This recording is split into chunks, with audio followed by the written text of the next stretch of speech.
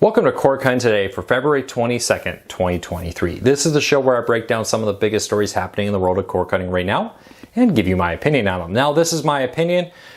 If you want to learn more about these stories, check out the show notes down below. I'll put a link to each story and in the first pinned comment so you can read them for yourself and come up with your own opinion.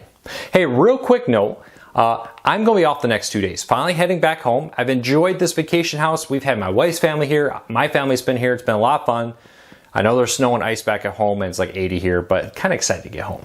So no videos today, tomorrow and Friday. We'll be back on Monday. I'll be back in the studio and we'll get right back into everything. The reviews, I got a whole bunch of products to review. I got top 10 videos and more coming, so hang in there. Also, real quick, don't forget to let YouTube know you enjoy what we do here. Hit that subscribe button, hit that thumbs up. It helps us out a lot, and hopefully we can help you break free from the high cost of cable TV. So with that said, let's dive into it. All right, Spectrum just lost a huge lawsuit that could have a lot of implications. So a man in Colorado bought a home and for months had horrible internet service and wasn't able to get them to resolve it. He did all kinds of stuff. The internet service was awful. He went to them and said, hey, I want some compensation. Spectrum said, sorry, we're only going to give you a 1 month refund. He sued and won. Now, the big part of this is the judge ruled that this so-called click wrap, this idea that the terms of service were just a thing you click as you sign up online, was not enforceable, which allowed him to sue them and allow them to win. Now, Spectrum is expected to counter this. He received a compensation for his troubles of about $1,000, I think, a little like $900 and change when it was all done and said. But the big thing here is this opens Spectrum and other ISPs up to be sued for bad internet quality, where they say, hey, you didn't supply us a good quality internet, and now you are going to have to pay us for that trouble. So could we see a flood of lawsuits? Maybe. Now, Spectrum is expected to appeal this lawsuit. We'll see how this works out. The judge basically said the click wrap, this terms of service you just quickly click and you don't really read, aren't enforceable. And because of that, he was not held to the arbitration or the no lawsuit, he could sue, and Spectrum was liable for his poor quality internet, and they should have to refund him for not delivering the service they promised. Be interested to see if this holds up. If it does, other companies are going to be able to sue, other companies are going to be able to, or other people are going to be able to sue other companies and for poor internet service. Could kind of drastically change home internet. We'll have to wait and see what happens here with this. Keep a close eye on this story. If this lawsuit holds up, other people are going to sue. Internet companies are going to have to kind of change maybe how they market, how their refund policies are, and a whole lot more with it. We'll have to wait and see how it all plays out.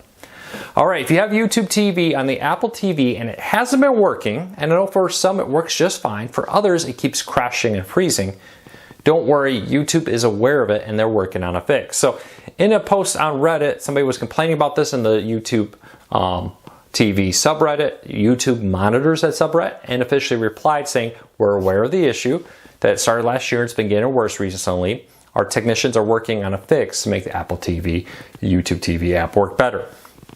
So if you've been watching the YouTube TV app, at any point it just freezes, you have to reboot your Apple TV because it's not working, you're not alone. Others are doing it. It seems to be limited to the Apple TV 4K, certain models of it. Some people have it, some people don't. But YouTube TV has officially confirmed this issue and is working on a fix. So keep that in mind. You're not alone. As soon as we know a fix has been rolled out, we'll let you know about it.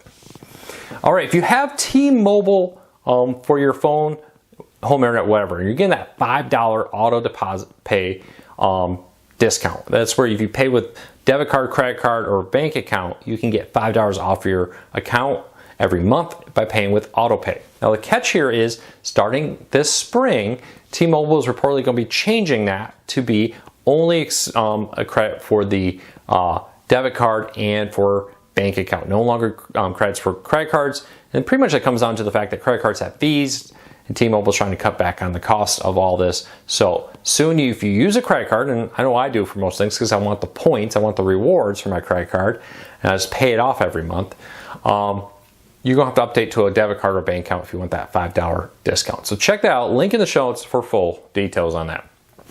If you use SpaceX home internet, the Starlink home internet, or you've been thinking about it, you may be either paying more or less. So last night, SpaceX reached out and said they're adjusting the prices depending on where you live. And it's more about the capacity. So if you live in an area where the internet capacity is good quality, a lot of the lower 48, for example, has pretty decent coverage, you're actually going to get a $20 a month price cut down to $90 a month.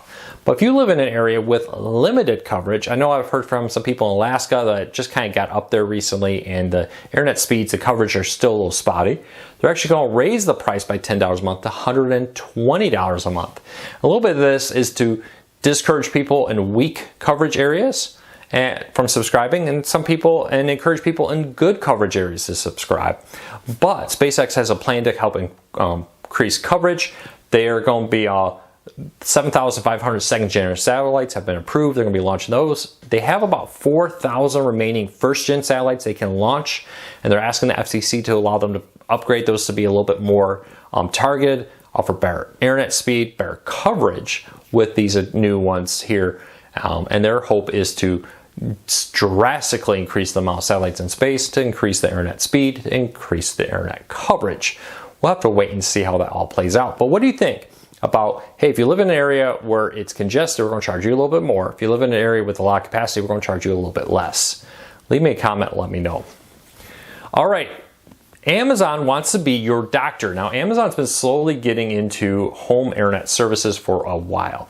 Or home doctor, and they're looking to get into home internet. They're looking at getting into home doctor services. They've already offered a pharmacy. They already offer something called the clinic, which is Amazon partnered with third-party virtual doctor services where you can get basic things like hair loss and other type of medication help. Well, Amazon's in the process of buying a group called One Medical, and it's in 26 markets. It offers virtual doctor visits. Amazon wants to be able to offer doctor visits for you through Amazon at a cheaper price. So you would buy your prescriptions through them, buy your medical needs through them, and more with them. Become your one-stop need for not only your doctor, but everything he prescribes to you. If you can imagine them automatically same-day delivery of a prescription to your home that the doctor just wrote you from your Amazon doctor's visit. The FTC announced last night that they will not be challenging this purchase, and that should clear the road ahead for Amazon to get into being your primary care doctor. Would you use Amazon Primary Care if it was really cheap? Let me know. Some of the virtual clinic visits right now that Amazon's offering are just like $35 or so, where you can get a doctor visit, prescription, and more just for that price. Honestly, for a lot of people, that's a pretty good deal.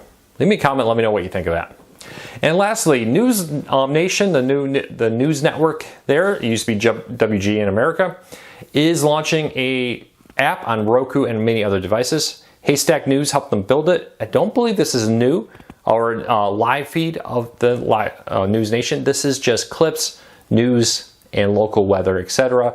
from a bunch of different stations. So it's an all-in-one stop for news, local weather, and more. They're available on Roku and more. Now, News Nation has been on other platforms for a while. Now they have their own dedicated app available on many other devices. So keep that in mind. Well, there you go. That's the news for today. I'm going to go start packing, cleaning. When you've been here a month, there's a lot to do to pack up and get out of here. So we're very excited to go home. I will continue to work over at corecarsnews.com.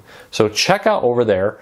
And we got stories and more big things happening over there. But check that out. Lots happening there. But on Monday, I'll be back on this YouTube channel, not here, but back in the studio, back in my house. Take care, everybody. Be safe. Thanks for your support.